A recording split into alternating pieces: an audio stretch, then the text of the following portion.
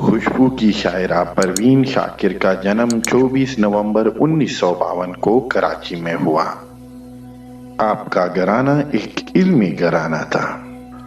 آپ کے والد سید شاکر علی خود بھی ایک بہت بڑے شاعر تھے۔ آپ کے آباء و اجداد میں بہار حسین بخاری ایک بلند پایہ شاعر تھے۔ آپ کے نانا حسن عسکری نے پروین شاکر کے اندر ایک چھپی شاعرہ کو بچپن ہی سے دیکھ لیا تھا۔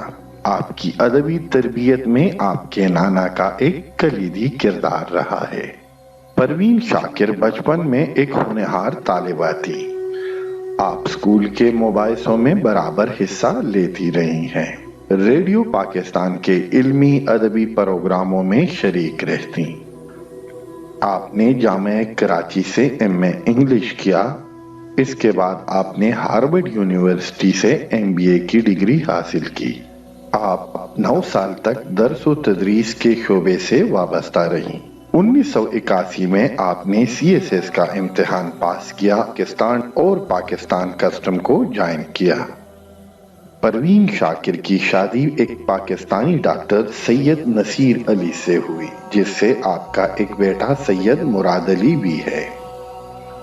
نامساعد گھریلو حالات کی وجہ سے آپ کی شادی زیادہ عرصہ نہ چل سکی اور بالآخر سید نصیر علی اور پروین شاکر کو اپنے راستے جدا کرنے پڑے۔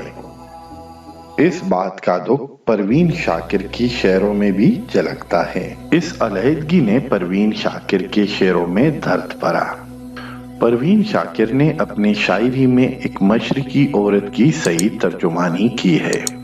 میں سچ کہوں گی اور پھر بھی ہار جاؤں گی، وہ جھوٹ بولے گا اور لاجواب کر دے گا۔ آپ کے شعری مجموعے خوشبو 1976 میں شائع ہوئی، صدبرگ 1980 میں، خود کلامی 1985 میں، انکار 1990 میں اور ماہ تمام اس کے سال وفات یعنی 1994 کو شائع ہوا۔ 1990 میں آپ کو صدارتی تمغہ برائے حسن کارکردگی سے نوازا گیا۔ اس کے علاوہ آپ کو آدم جی ایوارڈ، عالمی ضمیر ایوارڈ، فیض احمد فیض ایوارڈ اور علامہ اقبال ایوارڈ سے بھی نوازا گیا۔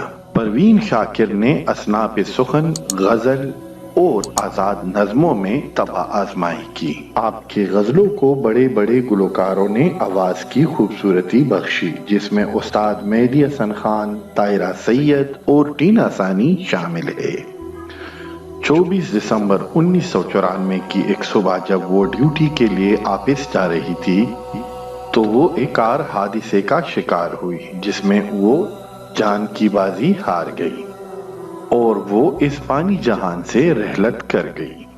آپ کا مزار H8 کے قبرستان میں واقع ہے۔ اللہ آپ کے درجات بلند کریں اور اب آپ کو اپنی جواہر رحمت میں جگہ دیں۔ کمال ضبط کو میں خود پہ آزماؤں گی، میں اپنے ہاتھ سے اس کی دلہن سجاؤں گی، سپرد کر کے اسے چاندنی کے ہاتھوں میں اپنے گھر کے تاریکیوں میں لوٹ آؤں گی۔ بچھا دیا تھا گلابوں کے ساتھ اپنا وجود، وہ سو کے اٹھے تو خوابوں کی راکھ اٹھاؤں گی۔ جی تو ویور، یہ تھی ہماری آج کی ویڈیو۔ اگر آپ کو ہماری ویڈیو پسند آئی ہے تو اسے لائک کیجئے، دوستوں کے ساتھ شیئر کیجئے اور ہمارے چینل کو سبسکرائب کیجئے۔ ویڈیو دیکھنے کے لیے آپ سب دوستوں کا بہت بہت شکریہ۔